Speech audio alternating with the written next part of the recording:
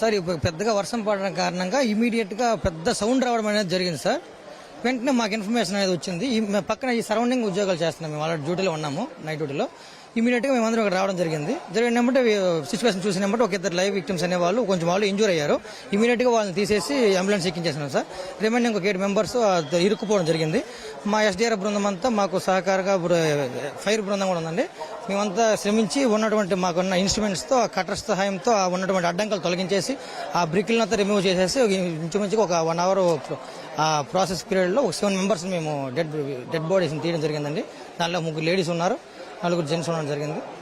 ఆ టెంపుల్ వారు వచ్చి 4-5 డేస్ వచ్చింది, దానికి కట్టే ఉన్నారు. ఒకసారి గాలి వాన రావడంతో ఆ టెంట్ ప్లగ్ ఒకసారి కిందకి దిగడంతో దానికి వలన ప్రెజర్ పడి గోడ పడిపోయింది సార్.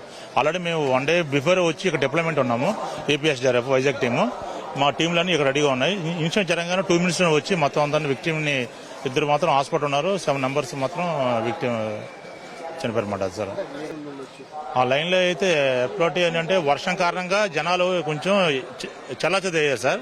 కొంతమంది అంటే వర్షం అవడంతో ముందుకు వచ్చి అనుకోవడం వలన ఒక దాంట్లో 6-7 members ఉన్నారు సార్. ఒక అంటే 2 lanes 1 lane లో ఉన్నారు సార్. 1 lane ఖాళీగానే ఉంది, గోడ పక్కన మాత్రం ఉంది కాబట్టి దానివల్ల ప్రెజర్ పడి దానివల్ల ఇన్సిడెంట్